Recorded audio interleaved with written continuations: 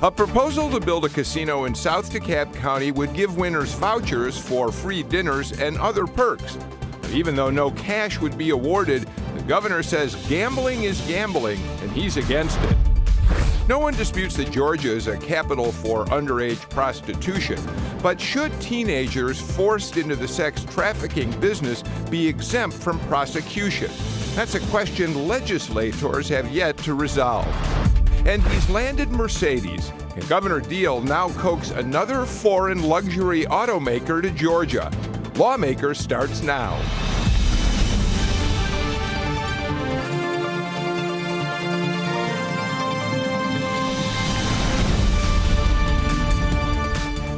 Good evening and welcome to Lawmakers. I'm Bill Nigut. It is day 11 of the 2015 session. Some interesting topics are starting to percolate downtown. But before we dig into tonight's discussion, Pat St. Clair joins us with a recap of what happened at the Capitol today. Hi, Pat. Hi there, Bill. Thank you. We begin tonight with the annual State of the Judiciary address today by Chief Justice Hugh Thompson. And speaking to a joint session of the General Assembly, the Chief Justice talked about one of his concerns, the growing number of court cases involving elderly Georgians. Like other states, Georgia is experiencing a growth in our elderly population.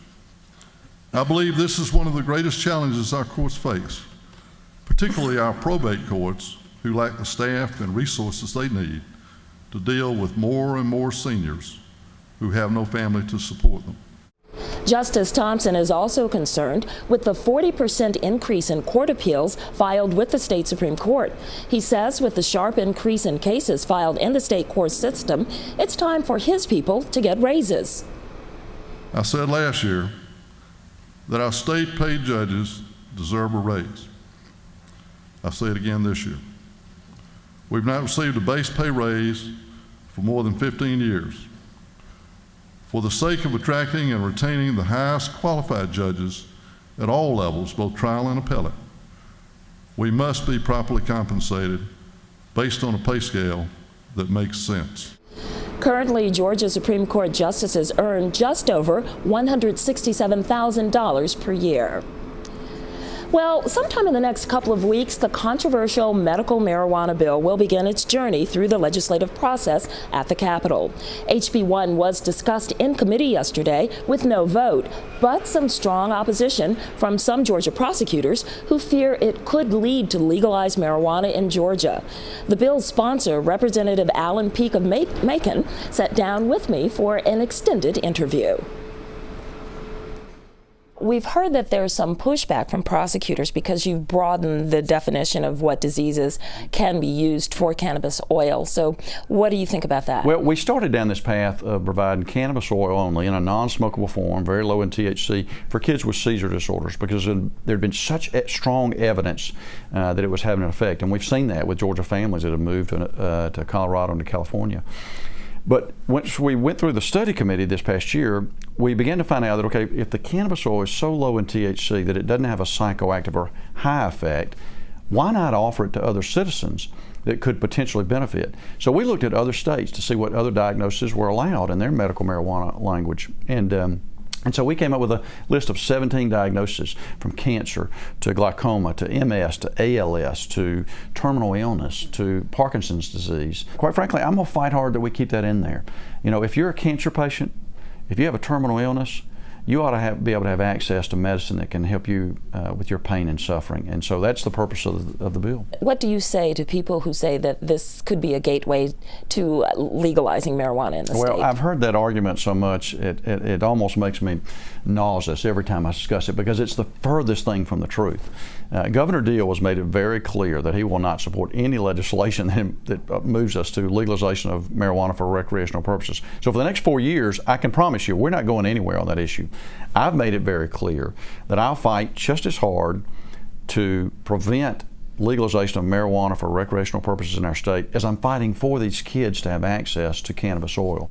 Just for our purposes, for our viewers and our listeners, can you explain exactly how the cannabis oil is different from marijuana? Well, a lot of the marijuana that folks are used to smoking, whether it be in the 60s, 70s, or even today, is very high in THC. That's the psychoactive effect. That's what makes people get high. What we're looking to provide immunity and protection for is cannabis oil, oil product, taken by syringe or either intravenously, that has equal parts CBD, the therapeutic part of the plant, as there is in THC. And so the CBD counteracts the THC so that there's not a high effect. Okay, so as far as the legislation goes now, people who have moved out of state, will they be confident if this legislation is passed in moving back to Georgia? Well, it is still very limited. We're providing immunity, therefore protection and prosecution for possession of cannabis oil under a certain level of THC for those with certain medical conditions. But there are logistical and financial and legal obstacles to obtaining access to that cannabis oil. And so we have what we believe are four very real options. One is we're very close with a manufacturer in another state to ship the product from that state to citizens here in Georgia. They'll be able to do that because the product is so low in THC it's considered hemp, which is allowed to be able to be shipped. Secondly, we have neighboring states around us that are very close to having the ability to manufacture legally cannabis oil. So a citizen could drive to another neighboring state, obtain the product, take a risk coming across the state line, still because there'd be a violation of federal law, but once they're inside Georgia, have protection. Third option, we're going to ask Governor Deal to do what Governor Cuomo has done in New York, which is to ask for an exemption from the DEA and the Justice Department to allow shipping to Georgia to a state agency and to be distributed on a compassionate need basis. And then the fourth obstacle is, you know what, it may be time for a little civil disobedience. And not by a father of a special needs child, but maybe by somebody like me. I've become so passionate about this issue and have such strong conviction that this works for these children that I'm willing to risk going to jail, to go to another state, pick up this product and bring it back to Georgia, to show the lunacy of the fact that there's a federal law that would allow me to be able to have a product legally in Colorado, allow me to have a product legally in Georgia, but be arrested because I'm driving through Kansas. Representative Peake says HB 1 also includes a plan to study the manufacturing of medical marijuana in Georgia by looking at what other states are doing. He says that commission would report back to the legislature in the 2016 session with recommendations on how producing cannabis oil in Georgia could work. Well, that's it for now. Bill, we'll throw it back to you. Thanks, Pat. It's good to get a chance to really hear Alan Peake talk at a little bit of length about his legislation. We have some fairly late-breaking news we want to share with you right now. Governor Deal has weighed in on the legislative package to fund the $1.5 billion, as much as $1.5 billion package of transportation needs in this state. And we're going to get right to that with our panel. Joining us tonight, Liz Flowers, the executive director of the Georgia Senate Democratic Caucus, media and government relations consultant as well. Greg Bluestein, he's political writer for the Atlanta Journal-Constitution, and you know what?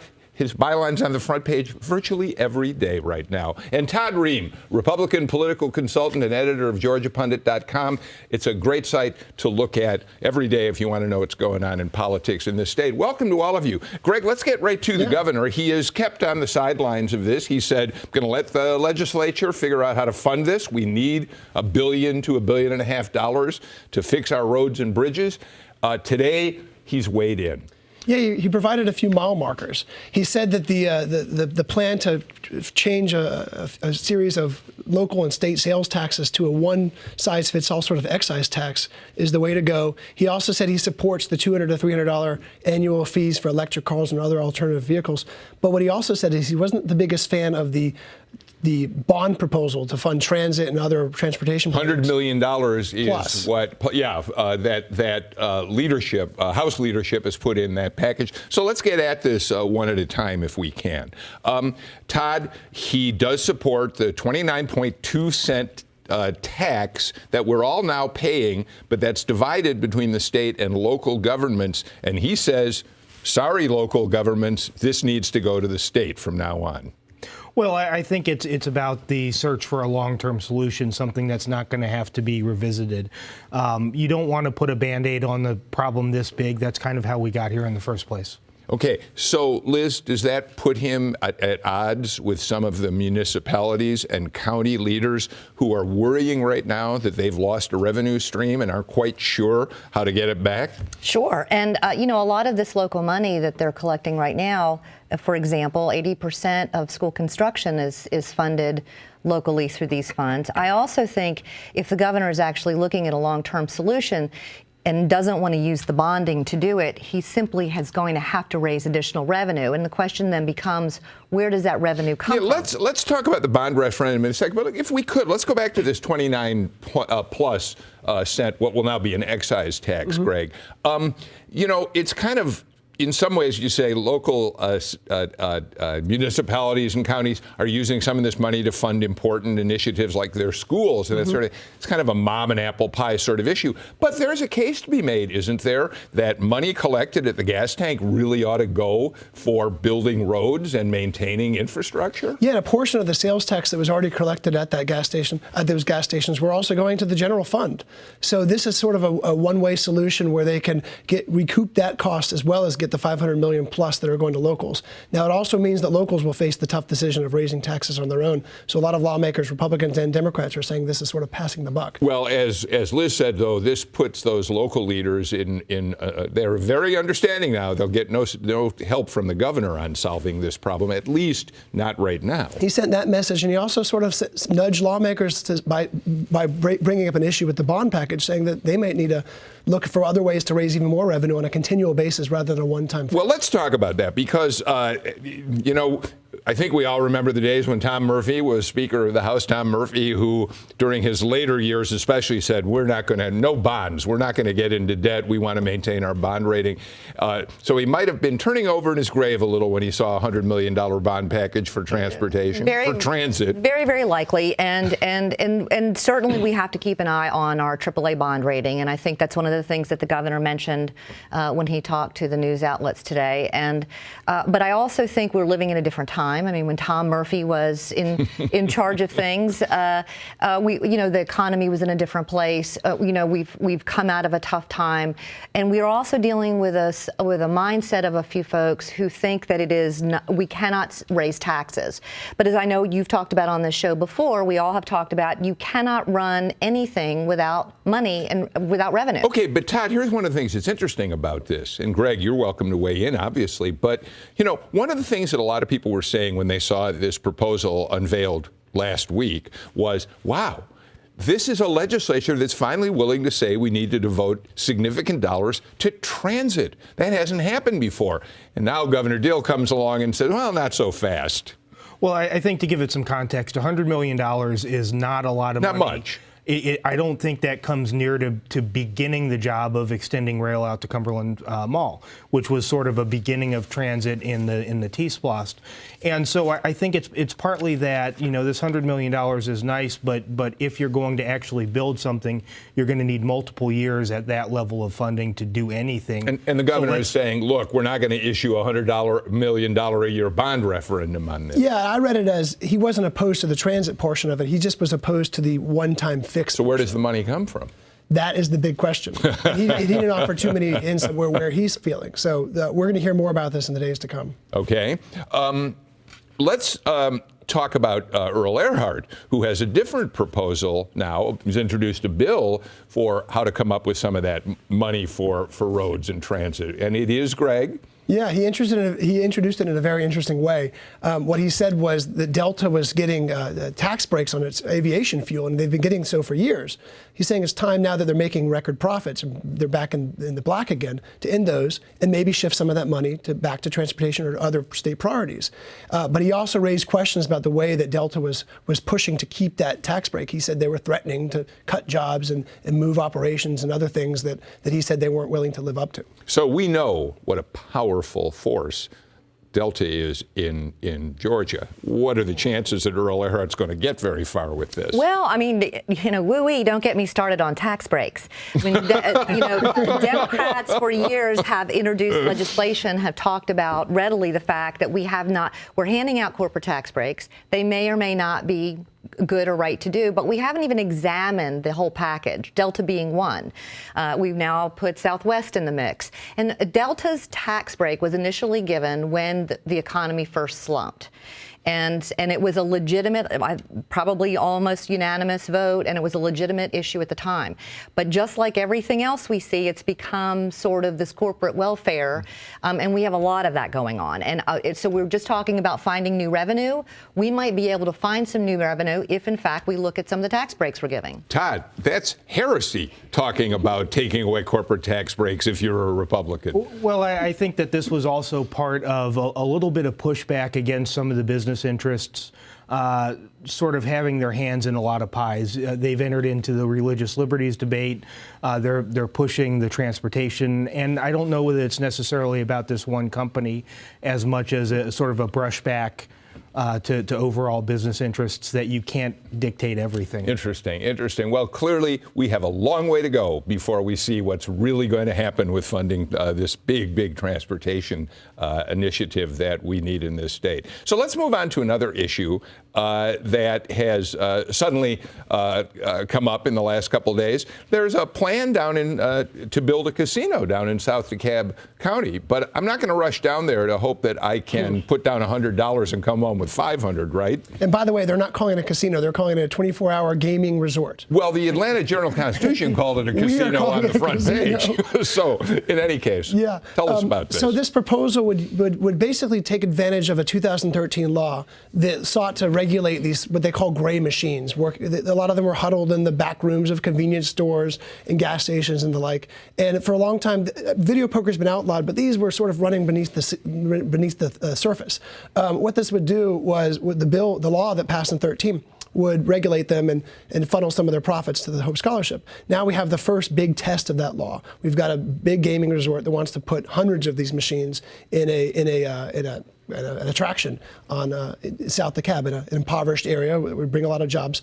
The governor says it looks like a lot like a casino. It smells a lot like a casino. He thinks it's a casino. Yeah, by the way, I've heard it referred to as a Dave & Buster's for grown-ups, Todd.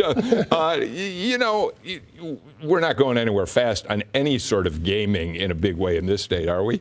No, I think we're not going anywhere fast on gaming, and this gets involved in a lot of other DeKalb County politics that are peculiar to our county. There is an open commission seat that caused the motion on this casino to fail, and that gets caught up in taxation and everything else that goes on in DeKalb, and I don't think there's a quick fix for it. So are we turning our backs on a potential rich source of tax revenue by turning this down? No, not necessarily. And I think what has piqued everybody's interest in this is that the state law says that the maximum number of these sorts of machines you can have are 9. And we should point out, because I'm not sure we made it clear, there is not going to be cash payout. There's going to be like vouchers for dinner and that sort of thing. That's okay, right. Go ahead. And usable in this resort space. Okay, go ahead. I'm sorry. So it caps at 9, and what the law also allows is a local entity to set a different number. Usually that number is lower. It's 6. It's not, it machines. Right. So now DeKalb County has stepped in and said, well, we have, and the commission's already approved 425 machines, which sends everybody's alarms up. But it's not, you can't just multiply out the numbers and think, well, if I have 9 machines, then if I have 425 machines, I'll have this much more money. It doesn't work like that. One of the things that we, I think, all recall back when the video poker machines were a big issue in this state was concerns that they were addictive, that there were people who were spending all their money playing those machines, and typically it was the people who could least afford to be putting their money into video poker, right? Yeah, and that's why the location of this resort is also worrying to some lawmakers, because it would be in South Dekalb. It's an area that is starved for good, well-paying jobs, but it's also an area where it's above average poverty rate and above average unemployment and other issues that could breed, gambling addictions. We've also seen in some other areas that gambling doesn't always provide the financial panacea it's supposed to be. A lot of the major casinos in New Jersey have gone out of business, right, and it never became the revenue machine they thought it would be. Okay. So this is dead on arrival? Well, quite possibly. And I think the other thing, DeKalb County may be open up to litigation, because this has not been an ordinance that spreads across it's not something they've done for the whole county. Mm-hmm. So there's an equal protection issue that arises, that they've done it for a specific location and business. Okay, fine. Look, we have a lot more to talk about as we move forward, including a bill that deals with sex trafficking in the state. Ahead on the Lawmakers, though, if Governor Deal gets his wish, the British are coming. The British are coming. We'll look at why that could be a good thing this time around. Plus, tonight's person of interest tells us what it's like to wrangle the youngest Capitol staffer in the Page program. But first, time to know your lawmaker. Representative Pat Gardner is a Democrat from Atlanta. She represents House District 57. Gardner was sworn into the General Assembly after a 2001 special election. Her path runs counter to that of many other legislators who turned to lobbying after their legislative service. In Gardner's case, she was a lobbyist first. She was executive director of the Psychological Association of Georgia. Gardner's resume also includes 8 years as a high school Spanish teacher. She says she's clearly not in it for the money. Lawmakers continues after this break.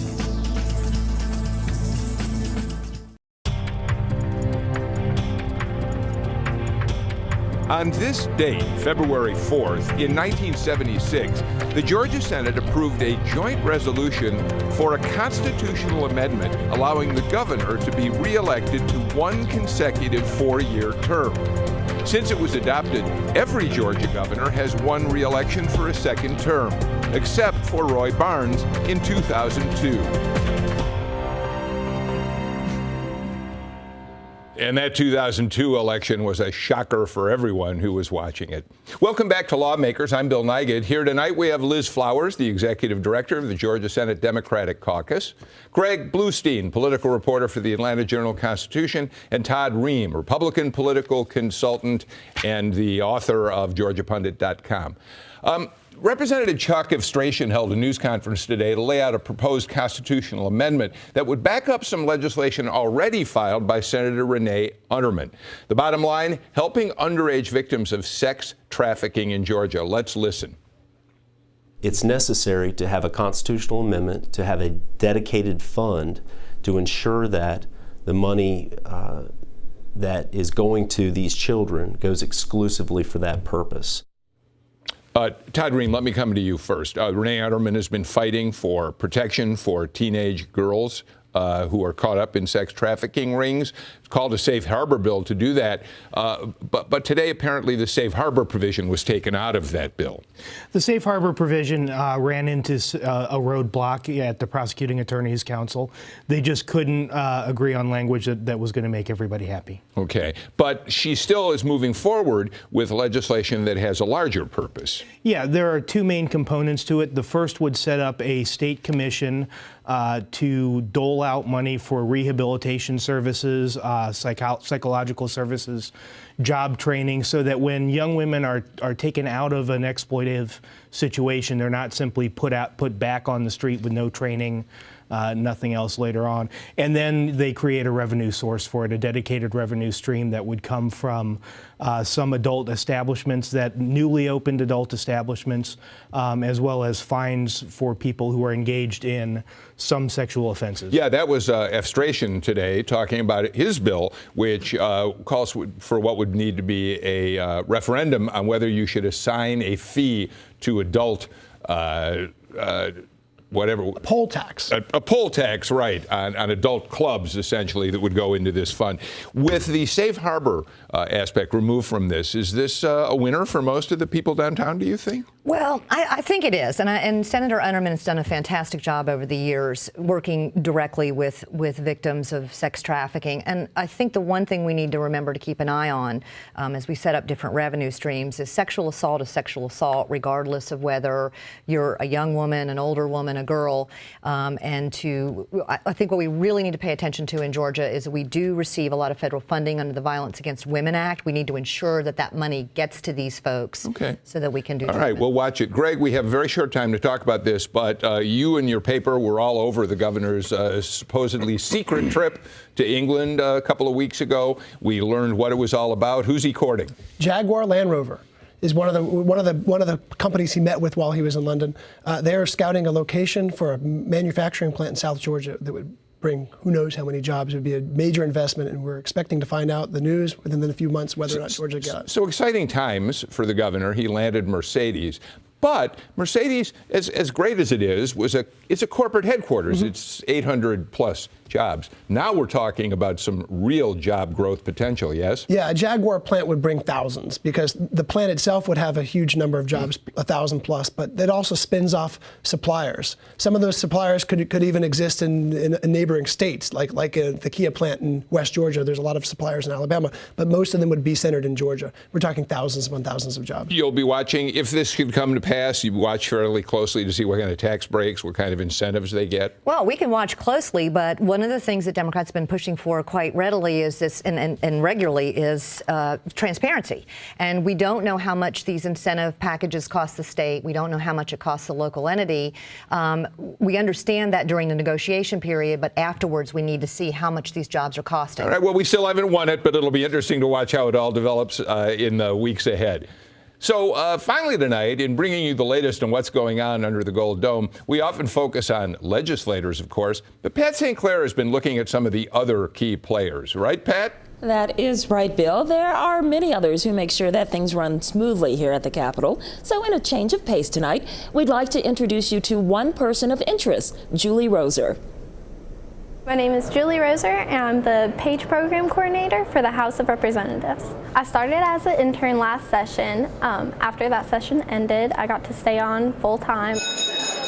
The Page Program is a program for young students to come to the Capitol to get a chance to be involved with the legislative process. They get to come anywhere between the ages of 12 to 18. They get to come on the floor and deliver messages and help serve. They really help the communication flow between representatives and constituents. It's involving young people, it's involving Georgians' youth to kind of inspire them and give them a little taste of what goes on here at the state capitol. It's amazing, and I recommend it for everyone. Well, it gives you the opportunity to see what happens in their everyday job. Any student can become a page. All that they have to do is go online to house.ga.gov. All of our information is up on there, as well as the interest form. Once they fill out that interest form, they can send that into their representative, and that's how they get approved. We're keeping our eyes open for other persons of interest here at the Dome, and we will see you next time, Bill. Pat, thank you. I think all of us who spend time at the Capitol always get a kick out of seeing those eager young pages down there every day. So day 11 of the 2015 legislative session is a wrap. The lawmakers will not be in session again until Monday, which is when we'll be back. In the meantime, my thanks to our panel, Liz Flowers, Todd Rehm, and Greg Bluestein. You can stay in touch with us on social media or email us at lawmakers@gpb.org. Thanks so much for being with us tonight. And don't forget to catch this Friday's Political Rewind, which comes up on GPB Radio live at 3. I'm Bill Nigut. Have a great evening.